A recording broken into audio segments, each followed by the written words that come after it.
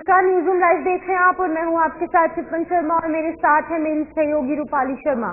तो चलिए बिना किसी देरी के शुरुआत करेंगे प्रोग्राम की। इस 1 घंटे के सफर में कुछ अहम बड़ी खबरों पर चर्चा करेंगे। पहली खबर पर अगर बात की जाए, दिल्ली विधानसभा चुनाव को लेकर सरगर्मियां तेज हो चुकी हैं और इसी के चलते चुनावी सॉन्ग आज भारतीय जनता पार्टी जो है वो लॉन्च करने वाली है।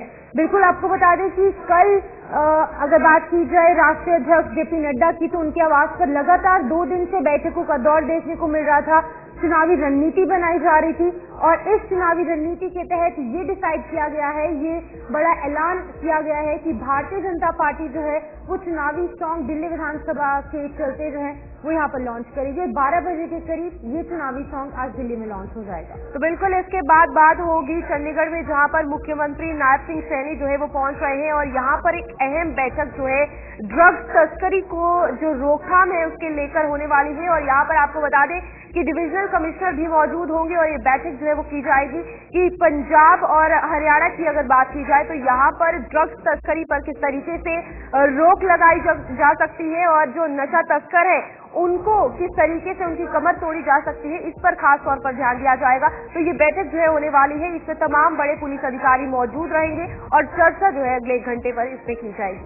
तो बिल्कुल आगे बढ़ जाएंगे। अब बात होगी डीपीएससी अभ्यर्थियों की, क्योंकि लगातार वो सड़कों पर है और मांग एक ही है। जिस तरीके से कथित तौर पर ये आरोप लगाए जा रहे हैं कि डीपीएससी की जो परीक्षा हुई थी उसमें धांधली हुई थी। अब धांधली हुई है या फिर नहीं, ये तो यहाँ पर जांच का विषय है। लेकिन दूसरी तरफ जिस तरीके से पीके की बात करें तो उसे यहाँ पर हिरासत में लिया गया, उसके साथ बदतमीजी की गई और ये भी कथित तौर पर आरोप लगाए हैं। और अब प्रशांत किशोर की जो मुश्किलें हैं वो और बढ़ सकती हैं। इस 1 घंटे में इस पर भी चर्चा करेंगे कि किस तरीके से मुश्किलें बढ़ेंगी और क्या कुछ निष्कर्ष इस पूरे प्रोटेस्ट का निकलकर सामने आए। तो बिल्कुल इसके बाद बात हो गई अयोध्या की, जहां पर आज पूरे देश भर के लिए भव्य और दिव्य माहौल है, क्योंकि यहाँ पर आपको बता दें कि रामलला की प्राण प्रतिष्ठा का आज पहली वर्षगांठ यानी 1 साल जो है वो पूरा हो चुका है और ये तिथि आज 11 जनवरी को आई है। पिछले साल 22 जनवरी को जो है प्राण प्रतिष्ठा हुई थी और अयोध्या ही नहीं पूरे देश भर में माहौल जो है वो काफी ज्यादा भव्य देखने को मिल रहा है। पूजा अर्चना जो है हर जगह की जा रही है और काफी ज्यादा खुशी भी लोगों में देखी जा रही है, क्योंकि काफी समय के बाद रामलला का मंदिर जो है वो बना था और जिस तरीके से खुशियां भारत में बनाई गई थी, आज पहली वर्षगांठ पर भी उसी तरीके का माहौल पूरे भारत में देखा जा रहा है। तो बिल्कुल इसी बीच बात होगी प्रधानमंत्री नरेंद्र मोदी के फ्रांस दौरे को लेकर, क्योंकि 10 और 11 फरवरी को प्रधानमंत्री नरेंद्र मोदी एक बार फिर से फ्रांस पहुंचेंगे, जहां पे एआई समिट जो है वो आयोजित किया जाएगा और इसमें भाग लेने के लिए पीएम मोदी 10 और 11 फरवरी को फ्रांस पहुंचेंगे। काफी अहम ये दौरा अपने आप में माना जा रहा है। तो इस 1 घंटे में इस हवाले से भी चर्चा करेंगे कि आखिरकार ये फ्रांस दौरा कितना अहम रहने वाला है, किस तरीके से बायलैटरल टॉक्स देखने को मिलेंगी। तो चलिए अब बिना किसी देरी के शुरुआत करेंगे प्रोग्राम की। यहाँ पर सबसे पहले बात होगी, हमने जिस तरीके से बात की है, दिल्ली में विधानसभा चुनाव के चलते सरगर्मियां तेज हो चुकी हैं और इन सरगर्मियों के बीच में दिल्ली में भारतीय जनता पार्टी आज अपना चुनावी सॉन्ग लॉन्च करने वाली है। दोपहर 12 बजे चुनावी सॉन्ग की लॉन्चिंग भारतीय जनता पार्टी करेगी। तो बिल्कुल यहाँ पर आपको बता दें कल चुनाव को लेकर बीजेपी की बैठक हुई थी। बीजेपी आज कर सकती है प्रत्याशियों की दूसरी लिस्ट जारी। तो यहाँ पर आपको बता दें कि पहले लिस्ट में 29 नाम जो है वो सामने आए थे और अभी भी 41 नाम जो है वो आने बाकी थे और दूसरी लिस्ट जो है वो सामने आ सकती है, जिसमें बीजेपी अध्यक्ष जेपी नड्डा के घर में ये बैठक हुई थी और तमाम रणनीति किस तरीके से विधानसभा चुनावों में चेहरों को उतारा जाए, क्योंकि उम्मीदवार का चेहरा कहीं ना कहीं एक गेम चेंजर साबित होता है और यहाँ पर उम्मीदवारों के चेहरे को लेकर मंथन जो है वो लगातार भारतीय जनता पार्टी के द्वारा किया जा रहा है। जहाँ पर दूसरी सूची में आपको बता दें 41 नाम यानी कि 41 उम्मीदवारों के नाम जो है वो संभव है कि सामने आ सकते हैं और मंथन जो है वो किया गया। तो आज चुनावी सॉन्ग भी जो है भारतीय जनता पार्टी रिलीज करने वाली है। तो यहाँ पर पूरे तरीके से आम आदमी पार्टी जिस तरीके से 10 साल से सियासत में है, तो भारतीय जनता पार्टी भी इस बार यानी 2025 के विधानसभा चुनावों के लिए पूरे तरीके से तैयार है, ताकि दिल्ली की सत्ता की कुर्सी भारतीय जनता पार्टी के हाथ में आए।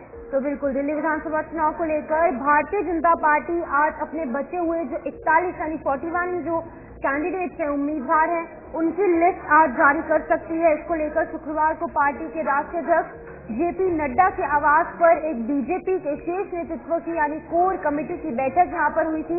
इस बैठक में तमाम चीजों को लेकर मंथन हुआ था और कमेटी और भारतीय जनता पार्टी मुख्यालय में केंद्रीय चुनाव समिति की ये बैठक हुई थी। इसमें दिल्ली चुनाव के कैंडिडेट्स को लेकर चर्चा हुई, लेकिन एक अहम खबर ये आ रही है कि आज 12 बजे के करीब और विधानसभा चुनाव के चलते भारतीय जनता पार्टी जो है वो अपना चुनावी सॉन्ग रिलीज करेगी और इस चुनावी सॉन्ग के जरिए लोगों को अपने पक्ष में लेने की कोशिश लगातार भारतीय जनता पार्टी करेगी।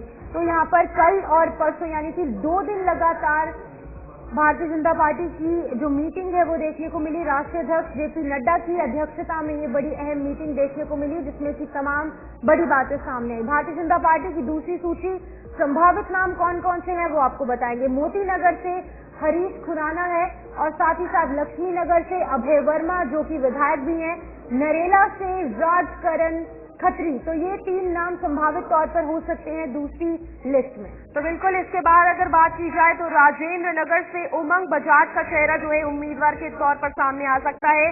वजीरपुर से पूनम भारद्वाज और मुंडका से गजेंद्र दलाल को उम्मीदवारी जो है वो दी जा सकती है। बिल्कुल, मटियाला से संदीप सहरावत का नाम सामने आ सकता है। नरेला की बात करेंगे तो राजकरण खत्री जो है वो संभावित तौर से भारतीय जनता पार्टी का चेहरा रह सकते हैं और मुंडका से गजेंद्र दलाल एक बार फिर से इन्हें यहाँ पर कैंडिडेट के तौर पर खड़ा किया जा सकता है भारतीय जनता पार्टी द्वारा। उम्मीदवारों के चेहरे बहुत ज्यादा जरूरी है, क्योंकि वोट बैंक अगर बढ़ाना है तो उम्मीदवार वो हो जो जमीनी स्तर पर काम करे और भारतीय जनता पार्टी ने काफी ज्यादा लंबा समय लिया है अपनी सूची जारी करने के लिए, जिसमें साफ तौर पर संभावित नाम आप देख सकते हैं कि कौन कौन से हैं।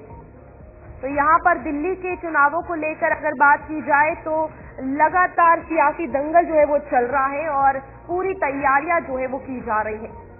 तो यहाँ पर आगे बढ़ेंगे जहाँ पर अमित शाह को लेकर बात की जाएगी, भारतीय जनता पार्टी को लेकर बात की जाएगी। झुग्गियों के वोटर्स को लेकर अब नजर जो है भारतीय जनता पार्टी की दिल्ली में दिख रही है, जहां पर दिल्ली में झुग्गी वोटर्स पर भारतीय जनता पार्टी की नजर। गृह मंत्री झुग्गी झोपड़ियों के नेताओं से करेंगे बातचीत। झुग्गी झोपड़ियों के लिए बीजेपी का ये विशेष अभियान जो है वो देखने को मिलेगा। तो साफ तौर पर यहाँ पर आपको बता दें कि बीजेपी का जहाँ झुग्गी वहाँ मकान अभियान जो है आप देख सकते हैं कि किस तरीके से कुछ ही दिन पहले प्रधानमंत्री नरेंद्र मोदी ने 1645 जो है वो आवास यानी फ्लैट की चाबियां लोगों को दी थी और यहाँ पर अब ये अभियान के तहत वोट बैंक इकट्ठा करने की रणनीति प्रॉपरली बनाई जा रही है। तो काम जो है वो दिल्ली में अब झुग्गी वोटर्स पर भारतीय जनता पार्टी करती हुई नजर आ रही है। तो बिल्कुल आपको बता दें कि दिल्ली विधानसभा चुनाव को लेकर बीजेपी की तरफ से तमाम तैयारियां की जा रही हैं और अब एक और अभियान जो है वो भारतीय जनता पार्टी द्वारा शुरू किया गया है। बीजेपी ये कह रही है कि जहाँ पर झुग्गी होगी वहाँ पर भारतीय जनता पार्टी जो है वो उन लोगों को मकान देने का काम करेगी। अगर बीजेपी सरकार में आती है दिल्ली में, अगर बीजेपी के सर पर ताज सजेगा तो भारतीय जनता पार्टी जो है वो तमाम जो लोग झुग्गी झोंपड़ियों में रह रहे हैं यानी कि उनके अपने मकान नहीं है, स्लम एरिया में रह रहे हैं, उनको एक बार फिर से ये मकान जो है वो दिए जाएंगे। तो बता दें कि गृह मंत्री अमित शाह आज जवाहरलाल नेहरू स्टेडियम में झुग्गी झोंपड़ियों के नेताओं से बात करने वाले हैं। ये बातचीत अपने आप में काफी अहम रहेगी क्योंकि लगातार लोगों की प्रधानमंत्री आवास योजना पर नजर रहती है कि ज्यादा से ज्यादा लोगों को घर मिले, ज्यादा से ज्यादा लोगों को इस स्कीम का लाभ मिल पाए। लेकिन झुग्गी वोटर्स पर भारतीय जनता पार्टी की नजर साफ तौर से है। गृह मंत्री अमित शाह झुग्गी के नेताओं से आज जो बातचीत करने वाले हैं। तो बिल्कुल यहाँ पर करीब 3000 झुग्गी बस्तियों के प्रधान से अमित शाह मिलेंगे। तो बिल्कुल बता दें कि आज जवाहरलाल नेहरू स्टेडियम में एक कार्यक्रम आयोजित किया जाएगा जिसमें कि गृह मंत्री अमित शाह तमाम इन नेताओं से बातचीत करेंगे और केंद्र सरकार की योजनाओं और कार्यक्रमों के बारे में जानकारी जो है वो ली जाएगी और दी भी जाएगी। बिल्कुल आपको बता दें कि झुग्गियों में रहने वालों की समस्याओं पर खास तौर पर ध्यान दिया जाएगा कि आखिरकार किन समस्याओं से वो जूझ रहे हैं। यहाँ पर आपको बता दें कि दिल्ली में 675 झुग्गी झोपड़ी के क्लस्टर है, उन पर जो है अब खासा ध्यान दिया जाने वाला। बिल्कुल, बीते 2 विधानसभा चुनाव में आम आदमी पार्टी को इन झुग्गी झोंपड़ी के जो वोटर्स हैं उन्होंने समर्थन सीधे तौर पर दिया था, लेकिन अब भारतीय जनता पार्टी की सीधी नजर इन झुग्गी झोंपड़ी में रहने वाले लोगों पर है क्योंकि पिछले 2 विधानसभा चुनाव में लगातार समर्थन आम आदमी पार्टी को मिल रहा था और पिछले 2 साल 2 विधानसभा चुनावों से यानी कि 10 सालों से लगातार आम आदमी पार्टी अपना वहां पर परचम लहराती नजर आ रही है, लेकिन हैट्रिक ना लग जाए इस पर भारतीय जनता पार्टी की खास नजर है। तो बिल्कुल यहाँ पर जून की अगर बात की जाए तो 2024 में झुग्गी अभियान की शुरुआत की गई थी। बिल्कुल बता दें कि जून 2024 में झुग्गी अभियान की जहां पर शुरुआत हुई थी, 1000 बूथों पर कुछ अगर बात करेंगे तो 250 से ज्यादा विस्तारकों को बहाल किया गया था। तो बिल्कुल यहाँ पर 53 महिला विस्तारक भी शामिल थे और 1000 बूथों पर 253 विस्तारकों को बहाल किया गया था। तो यहाँ पर साफ तौर पर आप देख सकते हैं कि नियमित रूप से झुग्गियों का दौरा करने का निर्देश जो है वो दे दिया गया है और स्लम एरिया एक ऐसा एरिया होता है जिसे मैक्सिमम टाइम ये देखा गया है कि नजरअंदाज किया गया है, ये झुग्गी झोंपड़ी वालों का कहना है। तो बिल्कुल योजना से झुग्गी निवासी जो हैं उन्होंने क्या कुछ कहा है वो भी आपको बताएंगे, लेकिन फिलहाल आपको बता दें कि भारतीय जनता पार्टी की अगर बात करें तो वो लगातार इस अभियान में जुट चुकी है। तो बिल्कुल यहाँ पर योजना से झुग्गी निवासियों को स्थायी आवास दिया जा रहा है। केजरीवाल के गढ़ में स्टैंड लगाने की रणनीति जो है भारतीय जनता पार्टी कर रही है। तो फिलहाल यहाँ पर अगर बात की जाए भारतीय जनता पार्टी की तो साफ तौर पर रणनीति, स्ट्रैटेजी, एजेंडा इन विधानसभा चुनावों का दिख रहा है, जहाँ पर आम आदमी पार्टी ने ऑटो रिक्शा वाले, पुजारी, ग्रंथी सभी को जो है अपने पक्ष में लिया है योजनाएं लाकर। तो अब भारतीय जनता पार्टी ने टर्न लिया है और झुग्गी झोपड़ी वालों पर अपना जो रणनीति का एक एजेंडा है वो रखा है। तो बिल्कुल बता दें कि दिल्ली के चुनावी दंगल में इस बार दिल्ली की पॉलिटिक्स जो है, जो पॉलिटिकल पार्टियां हैं वो दिल्ली के मुद्दों से हटकर फ्री की रेवड़ियां बांटने में लगी है। हालांकि भारतीय जनता पार्टी प्रवक्ता प्रवीण शंकर कपूर ने साफ तौर से कहा है कि ये जरूरी है कि दिल्ली के मुद्दों पर राजनीति होनी चाहिए। बिल्कुल यहाँ पर दरअसल दिल्ली में एक बार फिर प्रदूषण ने दस्तक दी है और कई इलाकों के अंदर AQI यानी एयर क्वालिटी इंडेक्स 300 के पार पहुंच गया है। ऐसे में जब भाजपा प्रवक्ता प्रवीण शंकर कपूर से सवाल किया गया तो उन्होंने जवाब दिया कि बिल्कुल सही है और मुद्दों की राजनीति होनी चाहिए। दिल्ली में विधानसभा चुनाव लगातार सभी पॉलिटिकल पार्टियां तैयार कर रही हैं, लेकिन दिल्ली के मुद्दों पर कब आखिर चर्चा होगी? चर्चा उन मुद्दों पर हो रही है जिन पर दिल्ली की जनता शायद सुनना नहीं चाहती। हमारे साथ बीजेपी प्रवक्ता प्रवीण शंकर कपूर जी हैं। सर, दिल्ली के मुद्दे, दिल्ली के सबसे बड़ा मुद्दा इस वक्त पॉल्यूशन है। आज भी पॉल्यूशन है, AQI के इलाकों में 300 के पार है, फिर भी हम पॉल्यूशन पर कोई खास घोषणाएं होती भी नहीं देख रहे हैं। क्या वजह है कि दिल्ली की जो पॉलिटिकल पार्टियां हैं वो दिल्ली के मुद्दों से दूर होती हुई नजर आ रही हैं? देखिए, पॉलिटिकल पार्टीज भी दूर हो रही हैं, उसका तो प्रमाण हमने कुछ दिन पहले देखा था कि दिल्ली के मुख्यमंत्री ने कितनी चतुराई से कहा और उस पर कोई चर्चा भी नहीं हुई कि जमुना साफ करने से वोट थोड़ी मिलते हैं। तो इसलिए प्रदूषण एक बहुत बड़ा इफेक्ट मेरे आपके सबके जीवन पे डालता है। मगर ये दुखद है कि हम जब वोट देने जाते हैं तो उस दिन उस मुद्दे को पीछे कर देते हैं अपने दिमाग से। उसका लाभ अरविंद केजरीवाल जैसे लोग उठाते हैं। प्रदूषण पर भारतीय जनता पार्टी का कमिटमेंट बहुत क्लियर है। हम सत्ता में आएंगे, 1 घंटे में कुछ नहीं होगा, ऐसा हम कोई वादा नहीं करेंगे कि दिन 2 दिन में कर देंगे। मगर हम सत्ता में आएंगे तो हम केंद्र सरकार के सहयोग से नॉर्थ इंडिया की सभी स्टेट्स की एक अम्ब्रेला बनाएंगे और उसमें इस तरह काम किया जाएगा कि पंजाब की पराली, जिसको एक बहुत बड़ा कारण माना जाता है, उसका भी समाधान हो ताकि दिवाली और नवंबर के महीने में, दिसंबर के महीने में होने वाला प्रदूषण का इफेक्ट कम हो। उसके साथ ही हम सर्दियों में बिल्डिंग कंस्ट्रक्शन को कैसे थोड़ा सा लिमिटेड किया जा सके, एसेंशियल कंस्ट्रक्शन जारी रहे, नॉन एसेंशियल कंस्ट्रक्शन जो है उसको कैसे थोड़ा से दिनों के लिए रोक दिया जाए ताकि AQI कंट्रोल में रहे। और सबसे बड़ी बात, यमुना की सफाई, वो हमारी वरीयता 3 कारण से रहेगी। एक, हम सब यमुना जी की पूजा करते हैं, उस कारण से रहेगी। यमुना जी हम सबको जीवन के लिए जल देती हैं, इसलिए रहेगी। और तीसरा सबसे बड़ा कारण, यमुना इसलिए भी साफ होनी चाहिए कि ये दिल्ली से होके अगले कदम जहां हरियाणा में घुसती है या यूपी में घुसती है वहां के लोग भी ये कहें दिल्ली वाले अच्छे लोग हैं, उन्होंने हमें निर्मल जल दिया। दूसरा, अगर सबसे बड़ा मुद्दा देखा जाए तो दिल्ली में गंदगी बहुत है अलग अलग इलाकों के अंदर। ऐसे में गंदगी को लेकर के ये भी आरोप लगता है कि 15 साल एमसीडी में बीजेपी रही है और इस वजह से बीजेपी कुछ नहीं कर पाई है, तो इसलिए आम आदमी पार्टी को थोड़ा समय चाहिए। देखिए, 15 साल जब हम सत्ता में थे अगर नगर निगम में, तो उस वक्त दिल्ली सरकार में अरविंद केजरीवाल थे।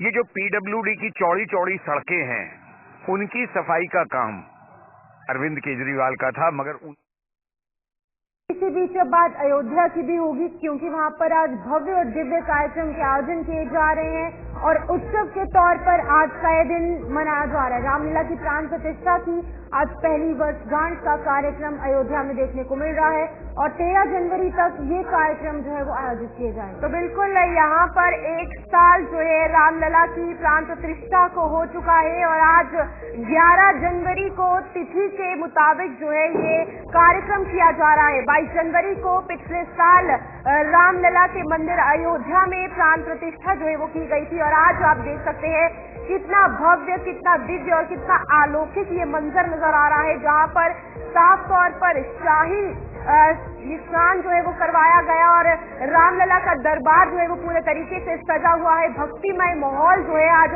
अयोध्या में देखने को मिल रहा है और वही खुशी हर किसी के चेहरे पर है जो 1 साल पहले देखी गई थी। और यहाँ पर प्राण प्रतिष्ठा की अगर बात की जाए तो प्राण प्रतिष्ठा द्वादशी आज देखी जा रही है और अयोध्या में आज ये दिव्य दृश्य देखे जा रहे हैं, जहाँ पर पहली वर्षगांठ जो है रामलला की मनाई जा रही है। लोग जो है जगह जगह से पहुंचे हैं और श्रद्धालुओं में वही उत्साह और वही श्रद्धा है कि एक झलक रामलला की जो है वो देख सके। और आप साफ तौर पर देख सकते हैं कि मंदिर में किस तरीके से श्रद्धालुओं का आना जाना जो है वो लगा है और ये कहा जा रहा है कि अयोध्या नगरी स्वर्ग सी सजी हुई नजर आ रही है। तो साफ तौर पर आप देख सकते हैं कि रामलला की प्राण प्रतिष्ठा की अगर बात की जाए तो यहाँ पर मंदिर की दिव्य तस्वीरें, वो भव्य माहौल, दिव्य माहौल हर किसी के दिल को छू रहा है और यहाँ पर जो श्रद्धा देख सकते हैं श्रद्धालुओं में किस तरीके देखी जा रही है और भक्त जो है यहाँ पर दर्शन के लिए आए हैं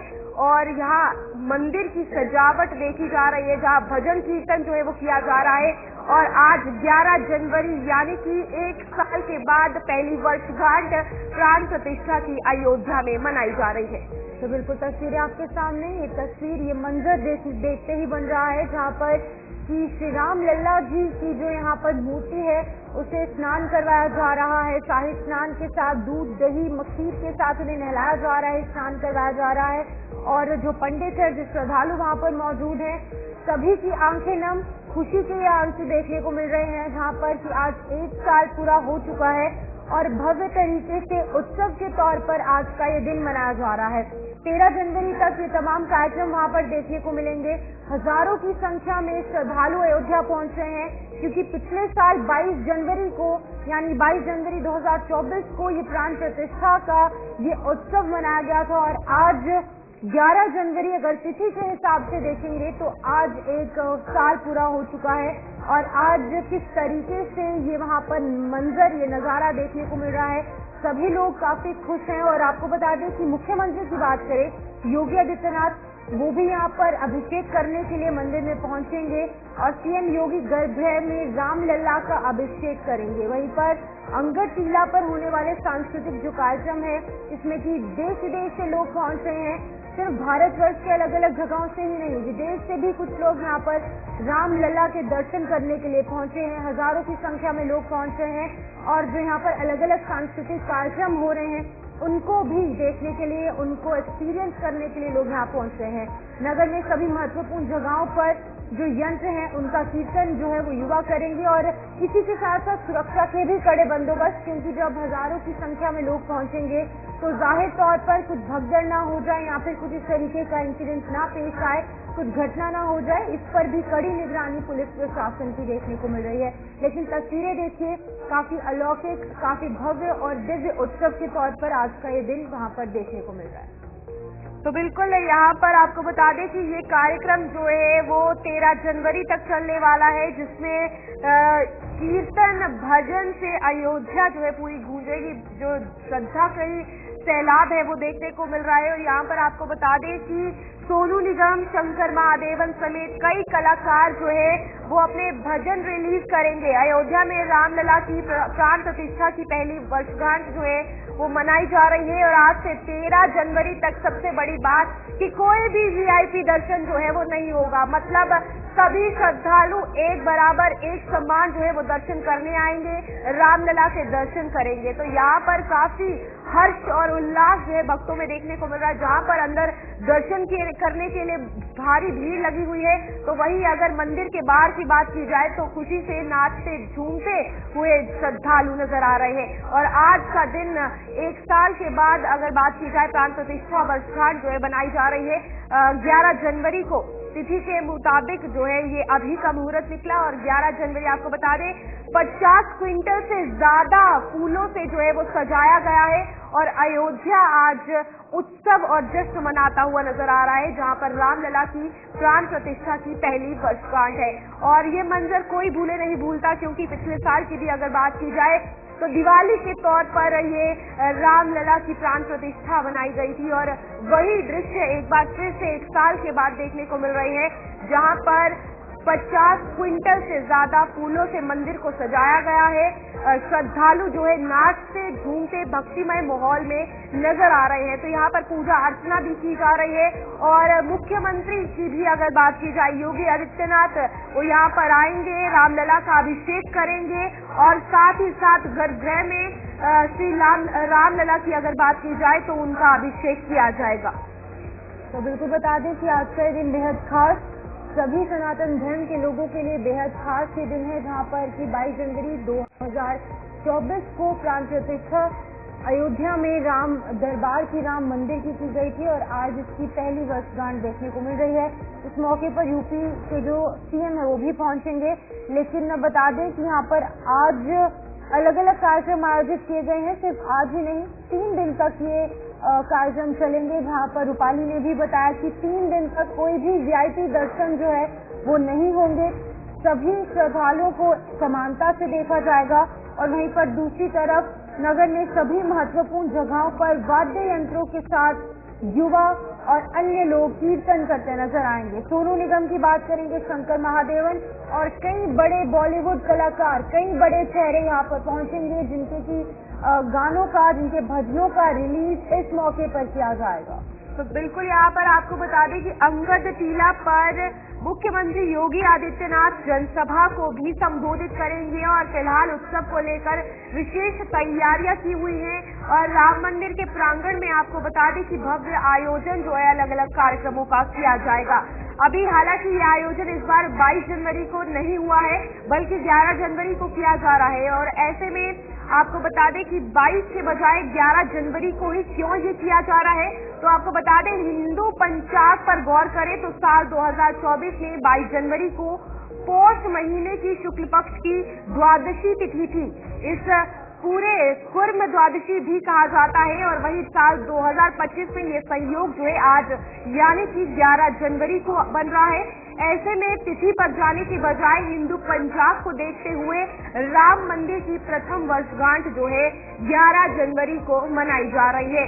और आपको बता दें कि काफी ज्यादा खुशी हर किसी के मन में है। और साल 2025 में जनवरी यानी पौष महीने की 10 तारीख की अगर बात की जाए तो शुक्ल पक्ष की द्वादशी तिथि की शुरुआत सुबह 10:19 से हुई है। और इसी में ये 22 जनवरी को नहीं 11 जनवरी को प्राण प्रतिष्ठा की पहली वर्षगांठ जो है मनाई जा रही है।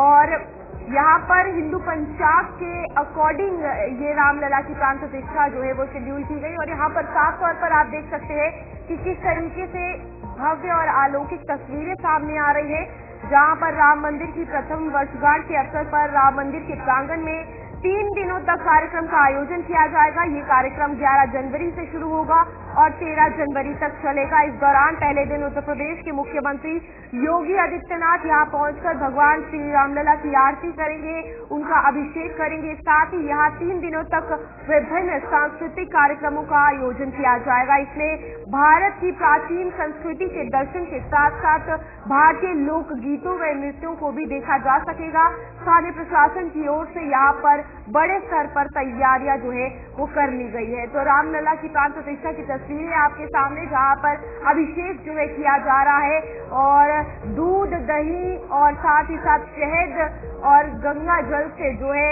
स्नान करवाया जा रहा है। और स्वर्ग की तस्वीरें अयोध्या मंदिर की साफ तौर पर देखने को मिल रही है और हर किसी के मन में भक्ति का सैलाब जिस तरीके से उमड़ा है वो साफ तौर पर मंदिर में भी देखा जा सकता है। श्रद्धालु देख सकते हैं कि कितने खुश नजर आ रहे हैं। भीड़ जो है काफी ज्यादा है और यहाँ ना ही सिर्फ मंदिर परिसर की बात की जाए, मंदिर प्रांगण में भी काफी ज्यादा खुशियां देखने को मिल रही है, जहाँ पर श्रद्धालु नाचते, झूमते, गाते, भजन कीर्तन पर धूम मचाते और हर्ष और उल्लास के साथ फिलहाल देखे जा सकते हैं। और यहाँ पर आप देख सकते हैं कि किस तरीके से दर्शनों के लिए भारी कतार जो है वो लगी है, भीड़ जो है काफी ज्यादा देखी जा रही है। तो बता दें कि अब सवाल ये भी उठता है रूपाली, काफी लोगों का ये भी सवाल होगा कि जब 2024 में 22 जनवरी को प्राण प्रतिष्ठा मनाई गई, लेकिन फिर आज 11 जनवरी को क्यों? तो आपको बता दें कि इस उत्सव को मनाने की तिथि हिंदू पंचांग के अनुसार तय की गई है। जैसे दिवाली होती है, होली है, गणेश चतुर्थी है, आदि जो हिंदू उत्सव है उनकी तिथि के हिसाब से जो चीजें मनाई जाती है। नरेंद्र मोदी प्रधानमंत्री क्या कुछ कह रहे हैं? उन्होंने कहा है कि अयोध्या में रामलला की प्राण प्रतिष्ठा की प्रथम वर्षगांठ पर समस्त देशवासियों को बहुत बहुत शुभकामनाएं। सदियों के त्याग, तपस्या और संघर्ष से बना ये मंदिर हमारी संस्कृति और अध्यात्म की महान धरोहर है। मुझे विश्वास है कि ये दिव्य भव्य राम मंदिर विकसित भारत के संकल्प की सिद्धि में एक बड़ी प्रेरणा बनेगा। तो बिल्कुल बता दें कि ये तमाम बातें प्रधानमंत्री नरेंद्र मोदी ने अपने ऑफिशियल एक्स का अकाउंट पर लिखी है, जहां पर साफ तौर से आपके सामने साधु संत समाज के भी कई लोग यहाँ पर पहुंचे हैं, साधियां पहुंची हैं, आम व्यक्ति से लेकर बेहद खास बड़े बॉलीवुड एक्टर्स हैं या फिर सिंगर्स हैं या जो बड़े चेहरे हैं अलग अलग जगत के, खेल जगत के या फिर बॉलीवुड की पर्सनालिटीज हैं, सभी लोग यहाँ पर पहुंचे हैं। और अहम बात ये भी है कि 11, 12 और 13 यानी कि ये 3 दिन जो है वो कोई भी वीआईपी दर्शन यहाँ पर नहीं मिलेंगे। हर एक व्यक्ति एक समानता के साथ भगवान श्री राम के दर्शन करने के लिए पहुंचेगा। तो आपको बता दें कि यहाँ पर 11 जनवरी 2025 से लेकर 13 जनवरी 2025 तक तमाम अलग अलग कार्यक्रम जो है यहाँ पर प्रस्तुत किए जाएंगे। रामलला की मूर्ति की प्राण प्रतिष्ठा का वार्षिक समारोह प्रतिष्ठा द्वादशी के रूप में 11 से 13 जनवरी तक मनाया जाएगा। तो वहीं पर आम श्रद्धालु दर्शन पूजन करने के लिए पहुंचेंगे, साधु संत यहाँ पर शामिल होंगे। तस्वीरें आपके सामने भजन कीर्तन करते नजर आ रहे हैं।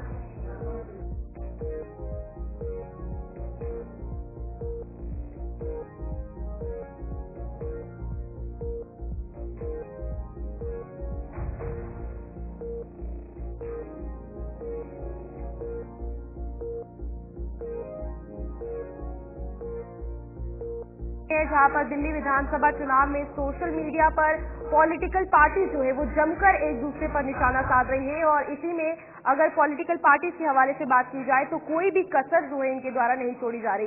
क्या कुछ कहना है वहां के नेताओं का, ये सुनते हैं। दिल्ली के विधानसभा चुनाव में लगातार हम सोशल मीडिया पर पोस्टर वार देख रहे हैं और इस पोस्टर वार को लेकर के दोनों ही राजनीतिक दल अपने पॉलिटिकल जरिए से जनता को रिझाने की कोशिश कर रही है। इस वक्त दिल्ली बीजेपी सोशल मीडिया के हेड रोहित उपाध्याय हमारे साथ है। रोहित भाई, आप लोग कोशिश कर रहे हैं कि इस पोस्टर के जरिए दिल्ली की जनता को समझाया जाए, क्या ये सोशल मीडिया पर पोस्टर वार से दिल्ली की जनता समझ पाएगी जो आप मैसेज देना चाह रहे हैं?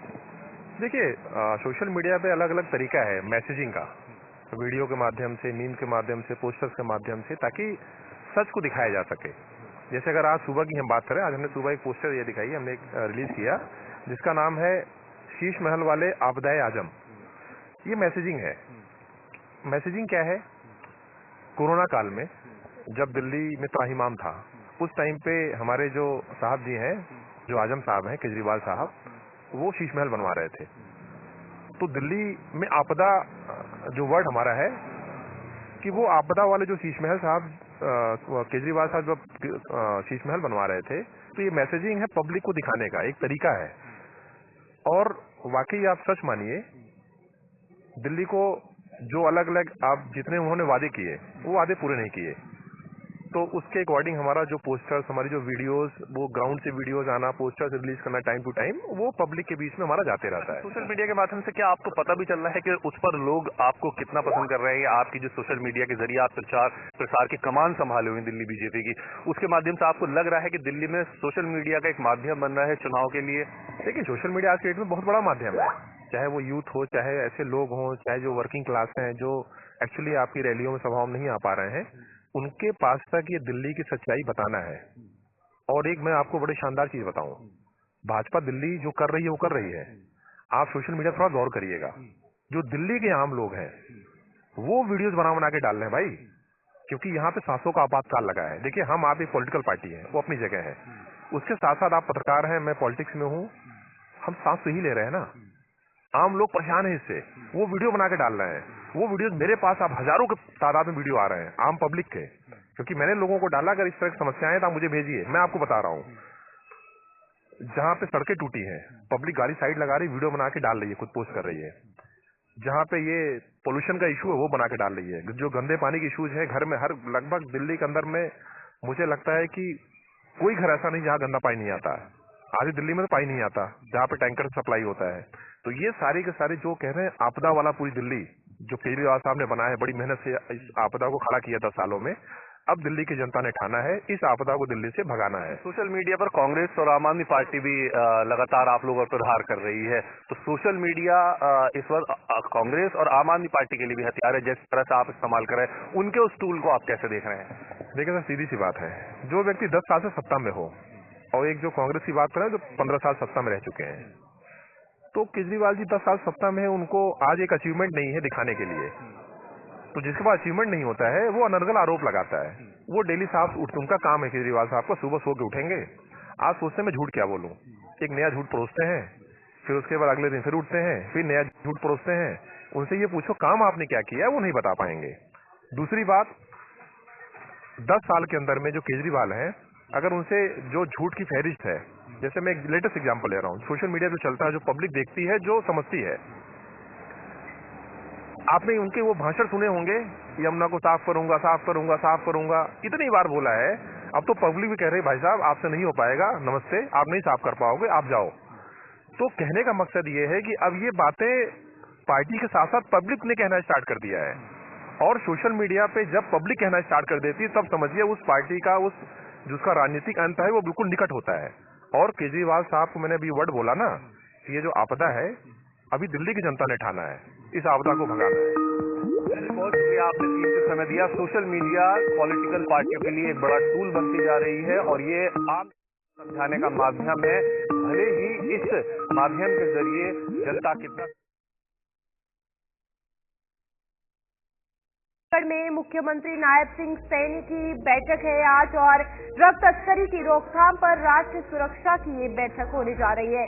दोपहर 12 बजे सभी डिविजनल कमिश्नर के साथ ये बैठक की जानी है, जिसमें सभी डिप्यूटी कमिश्नर भी मौजूद रहेंगे और ड्रग तस्करी पर कैसे रोकथाम लगाई जाए इस पर ये बैठक होने वाली है। और ना ही सिर्फ नशा तस्करों की बात की जाए, बल्कि जो गैंगस्टर्स हैं और जो किसी भी अपराध में शामिल है, गुंडों की भी अगर बात की जाए, तो उन सभी को लेकर किस तरीके की कानून व्यवस्था बनाई जाए, आज इसको लेकर बैठक होने वाली है, जिसमें तमाम बड़े आला अधिकारी, पुलिस अधिकारी, डिविजनल कमिश्नर भी मौजूद रहेंगे और 12 बजे ये बैठक शुरू होगी। सिंह सैनी की सरकार जो है वो एक्शन मोड में नजर आ रही है और चंडीगढ़ में मुख्यमंत्री नायब सिंह सैनी आज ये अहम बैठक की अध्यक्षता करेंगे और ड्रग तस्करी की रोकथाम पर राष्ट्रीय सुरक्षा बैठक की अध्यक्षता नायब सिंह सैनी करने वाले हैं। और बता दें कि दोपहर 12 बजे यानी कि कुछ ही देर में, तकरीबन आधे घंटे के अंतराल के बाद ये अहम बैठक होगी, जहां पर लगातार पंजाब की बात करें या फिर सभी नॉर्थ इंडियन स्टेट्स की बात करेंगे तो लगातार नशा तस्करी जो है वो देखने को मिल रही है। लगातार यहाँ पर कुछ जो युवा हैं वो लगातार यहाँ पर नशे की ओर बढ़ रहे हैं। इन तमाम चीजों पर रोकथाम लगाने के लिए हमारे साथ जो हमारे संवाददाता हमारे से ज्वाइन कर चुके हैं, संदीप गोयल ज्वाइन कर चुके हैं, उनसे जानने की कोशिश करेंगे किस तरीके से अध्यक्षता होगी इस बैठक की और क्या कुछ देखने को मिलेगा। संदीप, आप बताइएगा क्या कुछ देखने को मिलेगा इस अहम बैठक में जहाँ पर नायब सिंह सैनी भी पार्ट ले रहे हैं। देखिए, बहुत महत्वपूर्ण बैठक होने वाली है और अब से कुछ ही देर बाद जो है वहाँ पर नायब सिंह सैनी पहुंचेंगे और उसके साथ जो है अलग अलग कमिश्नर जो है वो उस बैठक में हिस्सा लेंगे। यानी कि जिस तरह से हरियाणा में पिछले दिनों से लगातार ये चर्चाएं की कि कैसे जो है हरियाणा को नशा मुक्त करने की जो पहल चल रही थी उसको और ज्यादा कैसे बढ़ाया जा सके और कैसे इसकी रोकथाम जो है की जा सके, इसी को लेकर अब जो है एक बहुत महत्वपूर्ण बैठक होगी और ये तय किया जाएगा कि किन किन चीजों से जो है इन चीजों को रोकथाम जो है किया जा सकता है, क्या तरह कानून जो है लागू किए जाएं ताकि इन चीजों का प्रभाव जो है अच्छे तरीके से इम्प्लीमेंट कानूनों को कर जो है इसको रोका जा सके। साथ ही जो है जिस तरह से गैंग वॉर जो हरियाणा में देखने को मिलती थी या कहें कि इस तरह की जो गैंग चल रही हैं उनको रोकने के लिए जो है किस तरह से कानून हो और उन पर जो है कठोर एक्शन लिया जा सके। हालांकि हरियाणा में पिछले दिनों ये भी चर्चा आई थी कि जो रोहिंग्या की जांच सरकार कराना चाहती थी, उनके दस्तावेज चेक कराने के लिए जो है अलग अलग पुलिस अधिकारियों की ड्यूटी लगाई गई थी, उनमें क्या तरह से जो है व्यवस्था और ज्यादा उसको ठीक की जा सके और जो भी पहलू सामने आ रहे हैं उन पर उचित कार्रवाई की जा सके। तो इन्हीं चीजों को लेकर कानून व्यवस्था को लेकर बात की जाए, ड्रग तस्करी एक बहुत बड़ा मुद्दा है क्योंकि कहीं ना कहीं ये नशा ही बढ़ते क्राइम्स का भी जिम्मेदार है। तो इस पर जब बैठक होगी किस तरीके से सख्ती बरतनी जरूरी है क्योंकि कानून व्यवस्था लाई जाती है, लागू कुछ दिन की जाती है, लेकिन लंबे समय तक अमल करना और लोगों के दिमाग में इस बात को डालना कितना ज्यादा जरूरी। बिल्कुल बहुत महत्वपूर्ण है क्योंकि जिस तरह से हम देखते हैं कि जो नशा तस्करी होती है, जो ड्रग तस्करी होती है, उसका जो इस्तेमाल किया जाता है वो युवाओं के भविष्य को बिगाड़ने के साथ साथ जो उसका पैसा आता है वो गलत कामों के लिए या तो कहें कि जो गलत गैंग जो चल रही हैं, जो ऐसी गैंग जो हरियाणा में चल रही हैं उनको कैसे उनका सफाया किया जा सके। तो यानी कि ड्रग तस्करी से लेकर इस तरह के जो सरगना है या जो गैंग चलाते हैं जो जिसमें बहुत बड़े बड़े ऐसे जो गुंडे लोग शामिल हैं उनको सीधा जो है सफाया करना, तमाम चीजों पर जो है बैठक होगी और बैठक के बाद उस कानून को कैसे इम्प्लीमेंट किया जा सके और एक ऐसा मैसेज कि सरकार जो है पूरी तरह से तैयार है, अगर इस तरह के काम अगर हरियाणा में होते हैं तो फिर उनको यहाँ से जो है भागना पड़ेगा। इस तरह के मैसेज देने का प्रयास कहीं ना कहीं किया जाएगा। लेकिन संदीप, एक चीज काफी इम्पोर्टेंट है, हम अक्सर देखते हैं कि पुलिस हिरासत में कुछ नशा तस्करों को लेती है, रेड मारी जाती है अलग अलग जगहों पर, लेकिन फिर कुछ दिनों बाद अपनी हिरासत में रखने के बाद इन लोगों को छोड़ दिया जाता है। ये कितना इम्पोर्टेंट है कि इन पर सख्त कानून जो लागू किया जाए या फिर कानून इस पर बनने चाहिए ताकि जो लोगों को हिरासत में लिया जाता है उन्हें लंबी सजा मिले, जिससे कि एक सबक बाकी लोगों को मिल पाए और इन चीजों में इन्वॉल्व ना हो कुछ लोग। देखिए, बिल्कुल बहुत महत्वपूर्ण है कि जिस तरह से जो इस तरह के आपराधिक जो होते हैं, जो नशा तस्कर से जुड़े हुए होते हैं, उन पर जो है एक सजा के प्रावधान के तौर पर उनको जेल में कुछ दिनों के लिए रखा जाता है, लेकिन फिर सजा जो है उनकी खत्म होने के बाद उनको वापस भेज दिया जाता है। लेकिन बीच में सरकार ने कुछ ऐसे कदम उठाए कि उनके परिवार वालों को जो है समझाने या फिर उनको डराने का काम किया गया था। यहाँ तक कि उनके जो है अवैध तरीके से बने हुए मकानों को जो है सरकार ने गिराने का काम किया था। लेकिन ये मामला जब सुप्रीम कोर्ट में जा पहुंचा तो फिर उसके बाद से इस पर रोक लगाई गई है। लेकिन अभी सरकार नए कानून की तैयारी कर रही है और आज उसी पर चर्चा होगी कि आखिर कैसे इसको और ज्यादा जो है कठोर किया जा सके, कैसे एक अच्छा एक संदेश उन अपराधियों तक पहुंचे कि सरकार जो है आपको पक्ष नहीं सकती क्योंकि अगर आप इस तरह के काम कर रहे हैं। तो उसी पर आज कहीं ना कहीं चर्चा होनी है। ठीक है संदीप, बहुत बहुत शुक्रिया तमाम जानकारी देने के लिए। संदीप गोयल यहाँ पर अपडेट कर रहे थे किस तरीके से नायब सिंह सैनी जो है वो एक अध्यक्षता एक बैठक की करेंगे जिसमें कि ड्रग तस्करी को लेकर और बढ़ते नशे को लेकर बात की जाएगी। इसी बीच आगे बढ़ जाएंगे, बात बीपीएससी की होगी क्योंकि लगातार छात्र जो हैं वो यहाँ पर सड़कों पर उतर रहे हैं और जन सुराज के संस्थापक प्रशांत किशोर की लगातार ये जो मुश्किलें हैं वो बढ़ती जा रही हैं। बीपीएससी छात्रों के समर्थन में प्रशांत किशोर उतरे थे जिस पर कि अब उन्हें नोटिस दिया गया है। आरोप ये साबित हुआ है कि वो कहीं ना कहीं भड़काने का काम करें। आयोग पर भ्रष्टाचार का बड़ा आरोप साफ तौर से लगाया गया है। तो बिल्कुल यहाँ पर बीपीएससी अभ्यर्थियों की अगर बात की जाए तो उनका मुद्दा अब लगातार राजनीतिक मुद्दा बनता हुआ नजर आ रहा है, जहां पर यहाँ बीपीएससी अभ्यर्थियों के समर्थन में कई लोग आए, कई नेता आए, लेकिन बाद में आपसी राजनीति जो है वो खेलने लगे। यहाँ पर जनसुराज के संस्थापक आपको बता दें पीके यानी प्रशांत किशोर की मुश्किलें बढ़ती हुई नजर आ रही है और नोटिस जो है वो भेजा गया है और बीपीएससी ने भेजा है ये प्रशांत किशोर को नोटिस। आयोग पर भ्रष्टाचार का आरोप लगाया गया था जिसके बाद ये नोटिस भेजा गया। अब आयोग की अगर बात की जाए तो इस आरोप को साबित करने के लिए 7 दिन का समय जो है वो दिया गया है। तो साफ तौर पर यहाँ पर अब बीपीएससी अभ्यर्थियों का मुद्दा जो है वो तूल पकड़ता हुआ नजर आ रहा है, जहाँ पर घेराव में अब प्रशांत किशोर यानी पीके भी आ गए हैं। सबसे पहले वो अभ्यर्थियों के समर्थन में आए और उसके बाद अब उन्हीं की मुश्किलें बढ़ चुकी हैं क्योंकि नोटिस जो है वो भेज दिया गया है और जो भ्रष्टाचार की बात उनके द्वारा कही गई उस पर अब सवाल मांगा गया है। हमारे साथ कृष्णा ठाकुर हमारे संवाददाता जुड़ चुके हैं। कृष्णा, बताइएगा, अब प्रशांत किशोर पहले बीपीएससी अभ्यर्थियों के समर्थन में आए, अब बीपीएससी द्वारा उन्हें ही नोटिस भेज दिया गया है क्योंकि उस तरीके का जो बयान है उनकी तरफ से दिया गया, क्या कुछ कहना चाहेंगे? जी बिल्कुल, जिस तरह से बीपीएससी का मुद्दा बढ़ते जा रहा है, स्टूडेंट की जो मांगे थी वो मांग तो नहीं हो पाई। हालांकि प्रशांत किशोर अपना जो है स्टैंड जारी रखे।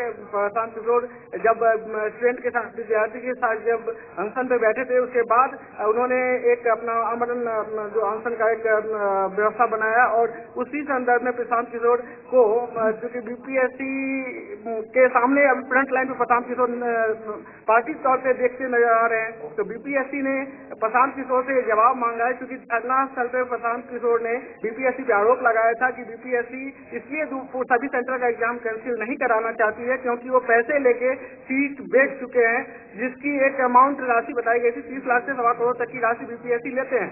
उसी संदर्भ में बीपीएससी ने एक नोटिस जारी किया है प्रशांत किशोर के खिलाफ कि प्रशांत किशोर 7 दिनों के अंदर ये प्रूफ करे कि जो उन्होंने एक बयान दिया है और 30 जो सीट बेचने की बात कही है उसको प्रशांत किशोर प्रूफ करे। अदरवाइज क्योंकि ये प्रूफ नहीं कर पाते हैं तो कहीं न कहीं बीपीएससी एक संस्थान है, उस संस्थान पे कहीं न कहीं क्वेश्चन, एक प्रश्न चिन्ह नजर आएगा और आ रहा है। बीपीएससी पे एक सवालियात नजर से देखी जा रही है, तो उस चीज को प्रशांत किशोर अगर बोले तो प्रूफ करे। अदरवाइज बीपीएससी का जो इससे धूमिल जो बीपीएससी संस्थान का जो लेकिन अगर हम बात करें तो ये वही प्रशांत किशोर है जिन्होंने की अपनी गिरफ्तारी इन बीपीएससी अभ्यर्थियों के पीछे करवाई। सुबह 4 बजे पुलिस आती है और कथित तौर पर यह भी आरोप था कि पुलिस द्वारा प्रशांत किशोर को थप्पड़ मारकर अपनी हिरासत में लिया जाता है। तो ये मुद्दा किस ओर जा रहा है क्योंकि बीपीएससी ने ही अब उन्हें नोटिस भेज दिया है, तो किस दिशा में ये पूरी जांच, ये मुद्दा किस दिशा में जाता नजर आ रहा है बिहार में? देखिए, फ्रंट लाइन पे कहीं न कहीं प्रशांत किशोर अभी बीपीएससी के बीच में आ गए हैं। स्टूडेंट के अलावा उनका अपना एक कैरियर है जो एक पार्टी स्थापित बिहार में किए हैं, तो उनको ये दिखाने के लिए जो उन्होंने स्टेटमेंट दिया था उसको कहीं न कहीं एक प्लेटफॉर्म भी देना था और विद्यार्थी को लेकर कहीं न कहीं जो ये अनशन जारी किए हैं उसमें एक फ्रंट लाइन पे कहीं बैक फुट पे भी होते नजर नहीं आ रहे। लिहाजा बीपीएससी हो या सरकार हो या संस्थान हो, सभी पे कहीं चोट प्रहार पड़ रहा है। उसको देखते हुए बीपीएससी के पास में भी कोई चारा नहीं है। बीपीएससी क्योंकि अभी तक कुछ भी ऐसे विद्यार्थी डेलीगेट के बाद भी कोई भी ऐसा सफाई नहीं दिया, सिर्फ एक मुद्दा में उन्होंने बात किया कि मैंने एक सेंटर कैंसिल किया है। तो ये बीपीएससी पे भी दबाव न पड़े, इसके वजह से इतने लेट में अगर यही चीज था तो बीपीएससी को पहले जिस दिन धरना स्थल पे प्रशांत किशोर ने ये आवाज उठाई थी कि सीट बेचा जा रहा है। सवाल ये भी है कि अगर भ्रष्टाचार का आरोप लगाया गया है तो बीपीएससी के जो अभ्यर्थी हैं उन्हें जवाब जो है वो दिया जाए क्योंकि वो अपनी मांगों को लेकर लगातार खड़े हुए हैं। लेकिन यहाँ राजनीतिक तौर पर जब ये मुद्दा सामने आ रहा है तो अभ्यर्थियों को भी ये चीज समझनी होगी कि उनका मुद्दा बहुत पीछे चला गया है, सामने सिर्फ राजनीति रह गई है। जी मैं यही बात है रूपाली कि मैं जिस तरह से अभी प्रशांत किशोर ने फ्रंट लाइन पकड़ लिया, मैंने बताया फ्रंट लाइन पकड़ लिया तो ये राजनीतिक मुद्दा बन गया है और राजनीतिक मुद्दा विद्यार्थी कहीं न कहीं विद्यार्थी के मुद्दा की बात की ही नहीं गई। विद्यार्थी जो डिमांड रखे थे वो अभी तक पूरा हुआ ही नहीं। ये बीपीएससी विद्यार्थी को अभी तक जवाब नहीं दिए, बल्कि प्रशांत किशोर वैसे बीपीएससी अभी हो गया है, मतलब पॉलिटिकल वैसे डिपार्टमेंट से जो संस्थान हो गया है, विद्यार्थी के मुद्दा की न प्रशांत किशोर बात कर पा रहे हैं न ही बीपीएससी बात रही है। जो अभी हालात है वो प्रशांत किशोर पॉलिटिकल वैसे संस्थान का हो गया, बीपीएससी का हो गया है। तो बिल्कुल यहाँ कृष्णा 7 दिन का समय है सिर्फ, अगर नहीं जवाब मिलता तो क्या कुछ लगता है कितनी मुश्किलें पीछे यानी प्रशांत किशोर की बढ़ेगी, क्योंकि ये एक बहुत बड़ा सवाल है। अगर आरोप लगाया है तो जवाब देना पड़ेगा। जी बिल्कुल, चूंकि बीपीएससी एक रिकॉग्नाइज संस्थान है जो अलग अलग बहुत ही पोस्ट के लिए उनकी जो भी परीक्षाएं होती है, तो जाहिर सी बात है जो चूंकि एक प्रशांत किशोर एक अपने जाने माने एक लीडर भी है और एक व्यवस्थित व्यक्ति भी है, तो उन्होंने जो आरोप लगाया उनको 7 दिन अगर प्रूफ नहीं कर पाते हैं तो जो अभी धरना दे रहे हैं हॉस्पिटल से, जो भी अमरनाथ अनशन का जो उनका जो अभी चल रहा है, हो सकता है पुलिस गिरफ्त मिले और उनके ऊपर फिर से कार्रवाई की जाए। ठीक है कृष्णा, बहुत बहुत शुक्रिया तमाम जानकारी देने के लिए। कृष्णा ठाकुर यहाँ पर अपडेट कर रहे थे बीपीएससी के हवाले से, जहाँ पर लगातार अभ्यर्थी सड़कों पर है, लेकिन अब ये पूरा मुद्दा राजनीतिक तौर पर सामने आने लगा है। बीपीएससी वर्सेस प्रशांत किशोर, ये तस्वीर सामने आने लगी है। तो फिलहाल न्यूज़ रूम लाइव में मुझे और मेरी सहयोगी को दीजिए इजाजत। नमस्कार।